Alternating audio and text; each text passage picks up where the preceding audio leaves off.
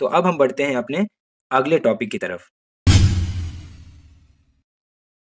तो अब हम बात करते हैं कि हम कैसे अपने पैसों पर मिलने वाले रिटर्न को देख सकते हैं, जान सकते हैं, जिससे कि हम यह पता लगा पाएँ कि अब तक हमको सालाना कितना प्रतिशत का रिटर्न मिला है और आगे हर साल कितने प्रतिशत रिटर्न की हम उम्मीद कर सकते हैं। तो इसके लिए ये जो नीचे ऑप्शन दिया गया है व्यू डिटेल्स, इस ऑप्शन पर आपको टैप करना है। अब यहाँ पर आप देख सकते हैं, यहाँ लिखा है व्यू XIRR, जिसका मतलब होता है extended internal rate of return. तो XIRR एक बेहतर तरीका है अपने सालाना रिटर्न प्रतिशत को जानने का, जब आपका निवेश अलग-अलग समय पर अलग-अलग तारीख पर हुआ है। तो आप XIRR से जान पाएँगे कि सालाना आपको कितने प्रतिशत का रिटर्न इस फंड ने दिया है। तो इसके लिए व्यू XIRR पर हम टैप करेंगे। तो आप देख सकते हैं कि इस फंड का या इस स्कीम का XIRR 9.5% निकल कर आ रहा है। तो आप किसी भी फंड के रिटर्न को सिर्फ उसके 1 साल, 3 साल या 5 साल के रिटर्न से जज ना करें, वरना आप गलत फंड में भी निवेश कर देंगे। इसलिए आप ध्यान रखें कि आप हमेशा कम से कम या एवरेज 10 साल के टाइम पीरियड में ही उसका रिटर्न देखें और तभी निवेश करने के बारे में सोचें। तो 2015 के बाद से अभी ये जो साल चल रहा है, वो है 2025 का, और ये लगभग 10 साल के समय में जो उसने सालाना वार्षिक रिटर्न दिया है, वो है 9.5%, और इसी रिटर्न की उम्मीद आप आने वाले सालों में भी करें। आप इस धोखे में ना पड़ें कि शेयर बाजार ने पिछले 1 साल में या 3 साल में 30%, 40% या 80% रिटर्न दिया है, तो आपका ये फंड भी आपको उसी तरह के रिटर्न देगा। ऐसा नहीं होता है। ये जो फंड है, वो एक डेट फंड है, तो आपका पैसा जो है, वो भी डेट इंस्ट्रूमेंट्स में ही निवेश होगा, और इसलिए आपको जो रिटर्न मिलने वाले हैं, वो 9.5% के आसपास ही मिलेगा।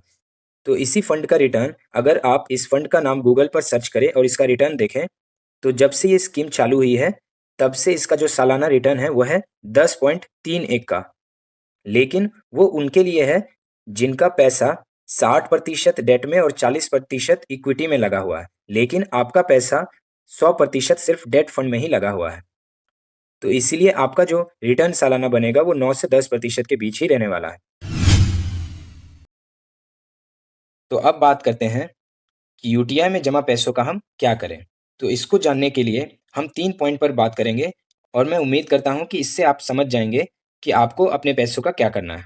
तो सबसे पहला पॉइंट है नीड या आवश्यकता। तो क्या आपको यूटीआई में जमा राशि की आवश्यकता है? और अगर आप ये जानना चाहते हैं कि यूटीआई में जमा पैसों को कैसे निकालें, क्या तरीका है निकालने का और कितना पैसा निकलेगा? तो आप कमेंट सेक्शन में हमें ज़रूर बताएँ, हम इस पर भी एक वीडियो जल्द ही बना देंगे। तो अब बात करते हैं उन लोगों के लिए जिनको इस पैसे की ज़रूरत या आवश्यकता अभी नहीं है।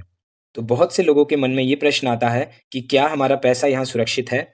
और अगर हमें अभी इस पैसे की आवश्यकता नहीं है और बाद में कभी आवश्यकता पड़ी, तो क्या तब भी हम बहुत ही आसानी से इस पैसे को वहाँ से निकाल पाएँगे? तो मैं आपको ये बता दूँ कि यहाँ पर आपका पैसा बिल्कुल सेफ़ है, बिल्कुल सुरक्षित है।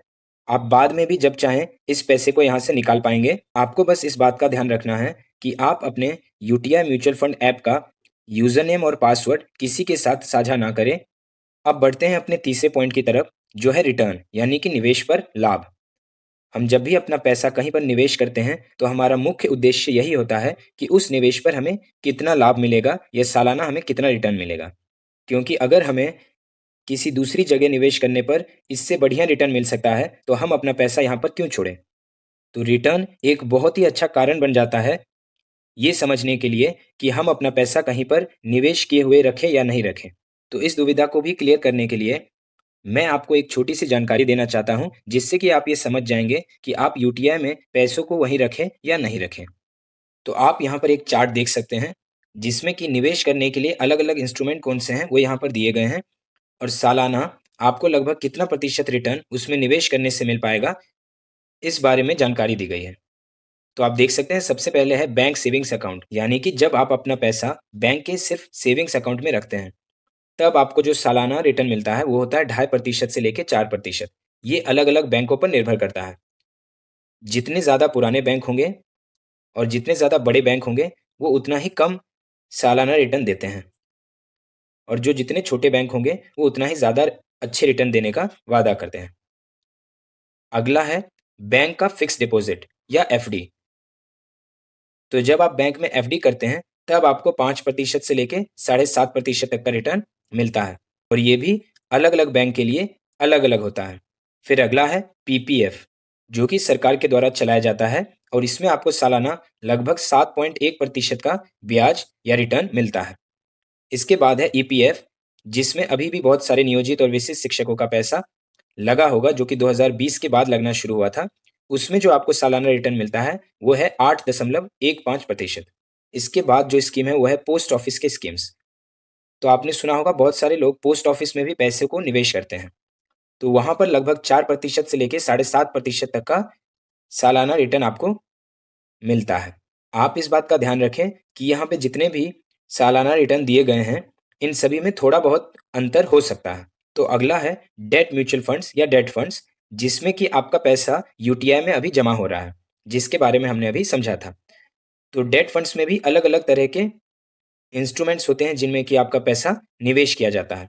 तो डेट फंड्स में भी निवेश करने पर लगभग 6% से लेकर के 9.5% तक का सालाना रिटर्न आपको मिलता है।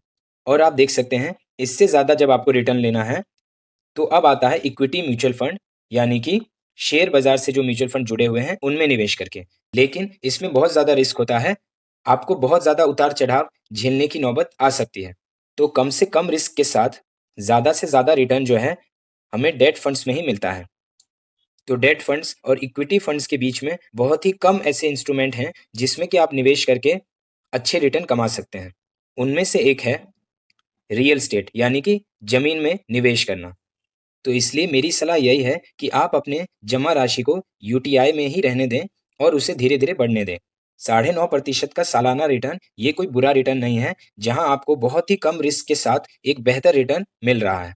इसके बाद विशिष्ट शिक्षकों का एनपीएस अकाउंट भी खुलने वाला है और उसमें भी जिस तरीके से निवेश किया जाता है, तो वहाँ पर भी आपको लगभग 9.5 से 10.5% का सालाना रिटर्न ही मिलेगा। साथ ही अगर आप इसी ऐप के ज़रिए और राशि जमा करना चाहते हैं यूटीआई में या निवेश करना चाहते हैं, तो आप हमें कमेंट सेक्शन में ज़रूर बताएँ।